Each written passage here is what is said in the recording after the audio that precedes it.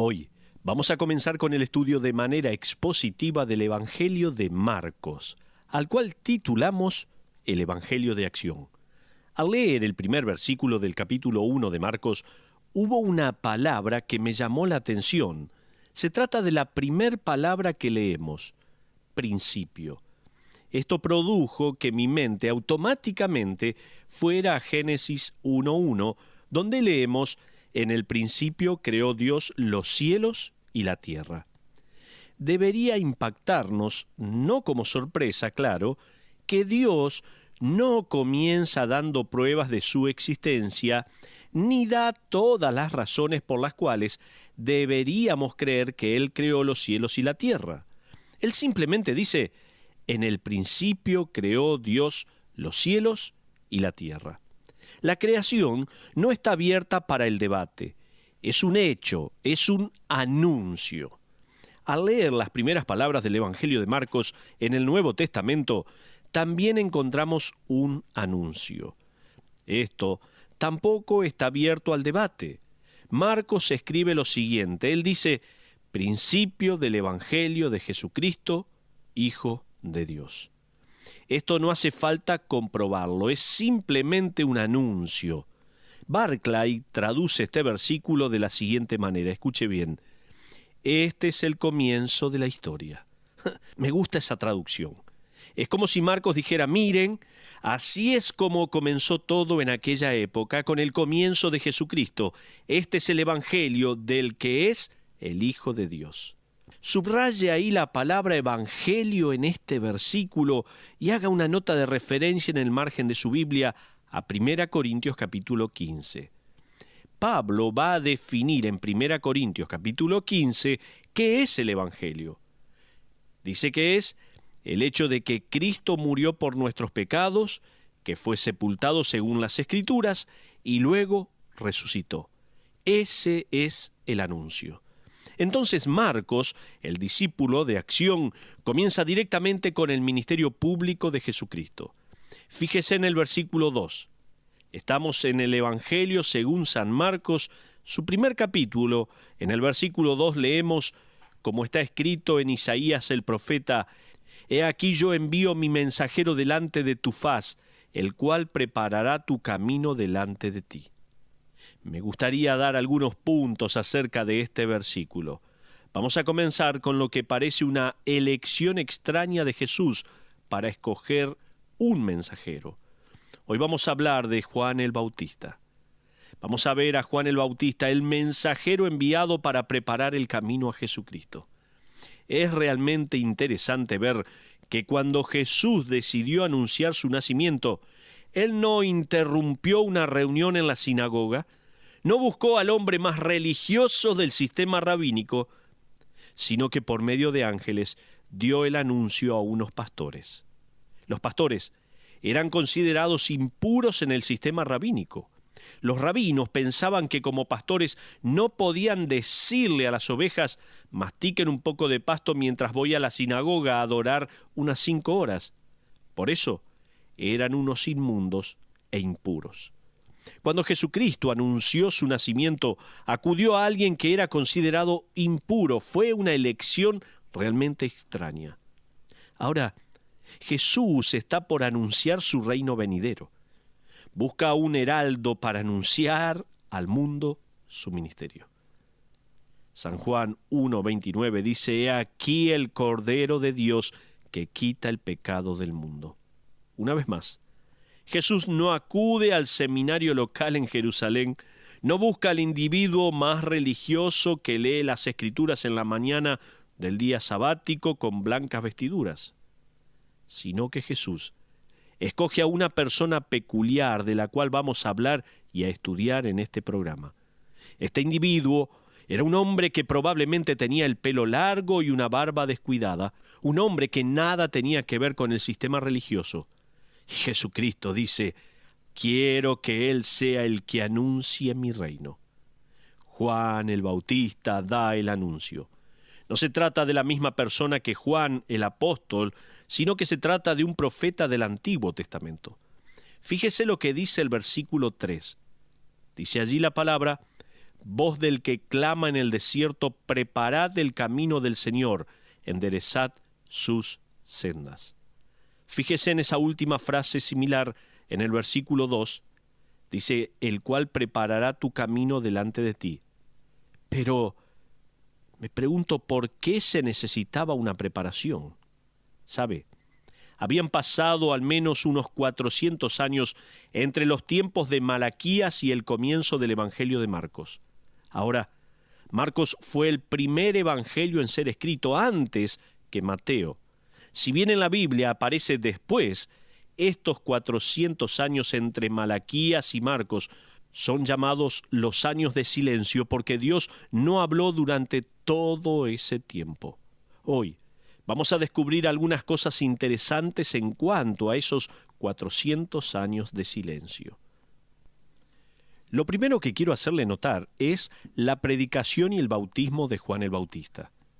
Dios, después de 400 años de silencio, necesitaba a alguien que entrara en escena y despertara a todos. Juan el Bautista lo hizo.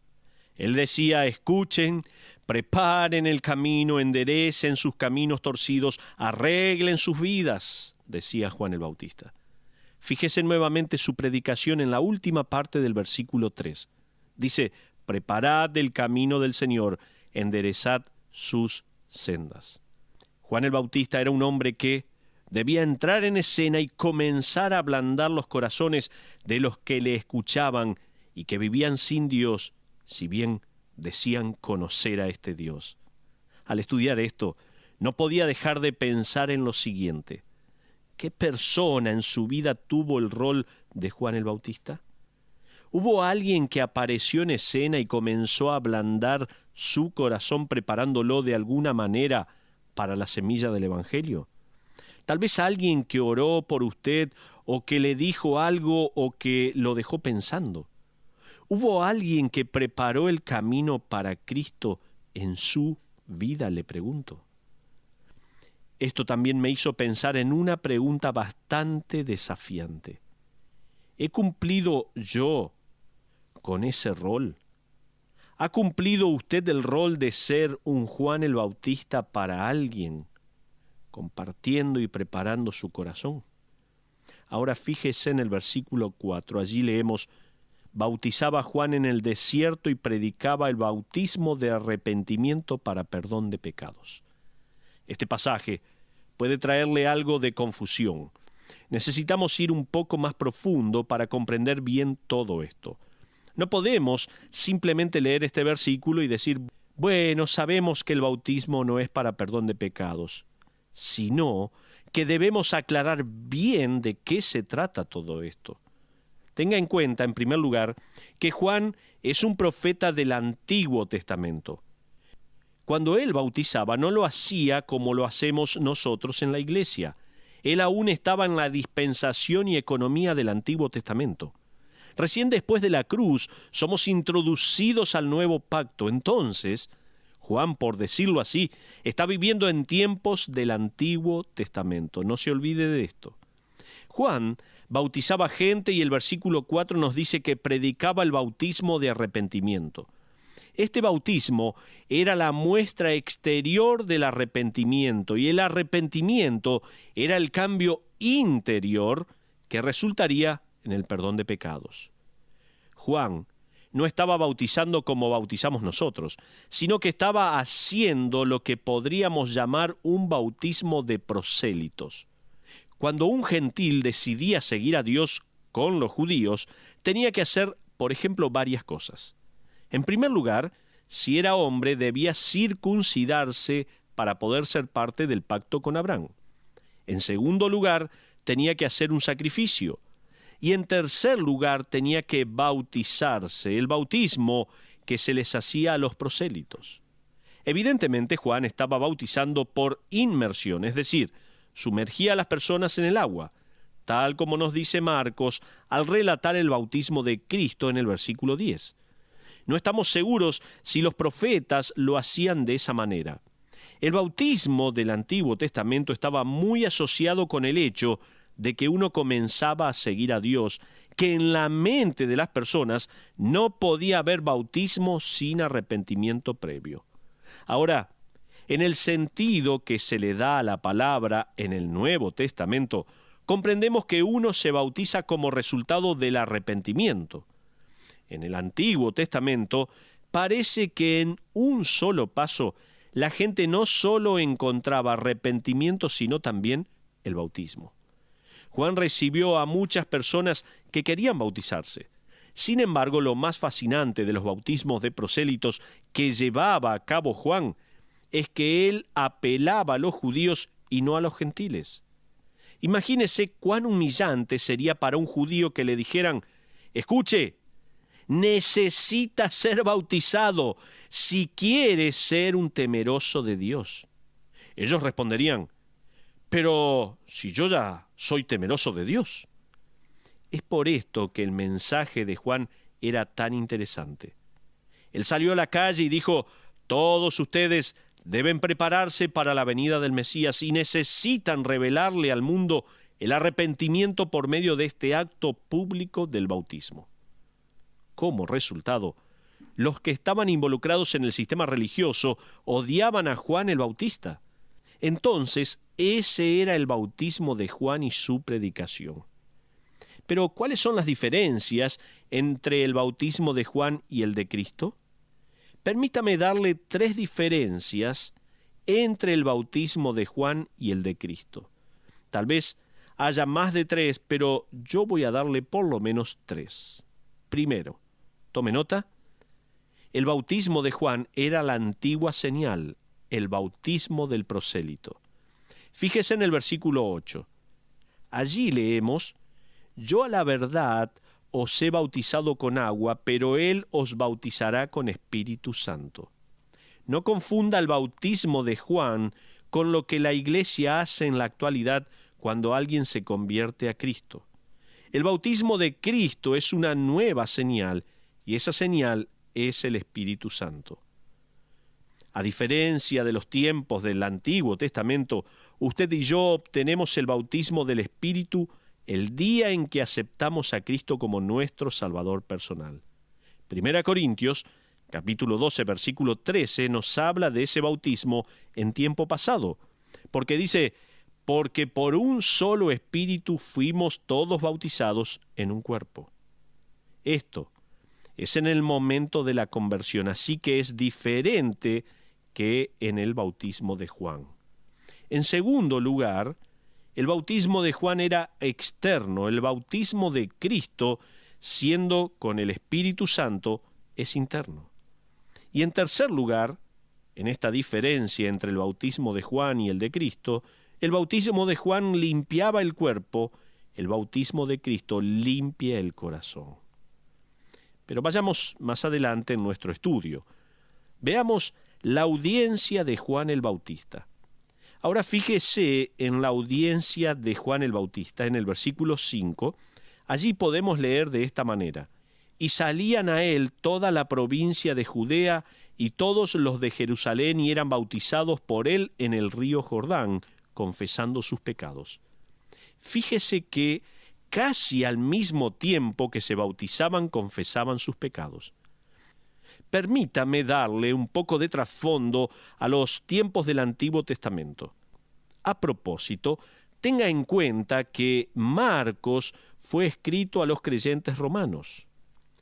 Por ejemplo, Séneca, el historiador romano que vivió en aquella época, describió a Roma como la cloaca del mundo antiguo. La civilización griega, después de Alejandro Magno, que había conquistado prácticamente todo el mundo conocido en ese entonces, había comenzado a helenizar al mundo. El problema con la civilización helena o griega es que era pagana hasta la médula. Ellos adoraban al cuerpo. Esa es una de las razones por las que uno en los museos ve todas esas estatuas desnudas. En la actualidad está resurgiendo. Al parecer, en la mente griega se adoraba a lo físico, lo palpable. Había muchísima inmoralidad y la homosexualidad era rampante. Fue en esa época y a este mundo en el cual Juan el Bautista entró en escena. Sin embargo, un movimiento nació.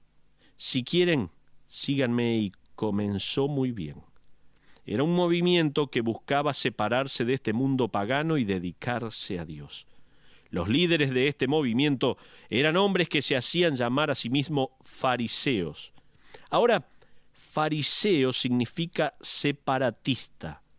Así que los fariseos se separaron de esa cultura, de esa sociedad, y dijeron: nosotros vamos a ser diferentes, vamos a ser piadosos, vamos a ser separatistas. Este movimiento comenzó bien, pero luego surgieron problemas. Los fariseos desarrollaron sobre la ley del Antiguo Testamento no solo una extensión de la misma, sino que comenzaron a escribir tradiciones orales como el Mishá. De hecho, el Mishá creció y creció hasta llegar a ser de varias miles de páginas. Luego, ellos tuvieron que escribir algo para explicar el Mishá. Así que escribieron lo que hoy conocemos como el Talmud. El Talmud era el comentario que explicaba el Mishá, que era un agregado a la ley del Antiguo Testamento. Ellos también comenzaron con el sistema de las sinagogas y muchas cosas más. Entonces, en menos de 400 años, tenemos un movimiento que comenzó bien, pero que terminó en un sistema religioso externo al cual llamamos fariseísmo. Pero nuestro tiempo ya está llegando a su final. Le espero en el día de mañana para seguir estudiando este tema tan pero tan importante, y estamos notando, viendo, observando la vida de un hombre maravilloso como Juan el Bautista. Qué desafiante es la palabra de Dios, cuánto nos motiva, cuánto nos anima para seguir estudiando, meditando, creciendo en nuestra vida espiritual. Por eso, no se olvide, lo espero mañana a esta misma hora para seguir meditando y estudiando y aprendiendo más de la maravillosa palabra de Dios. Que Dios le bendiga.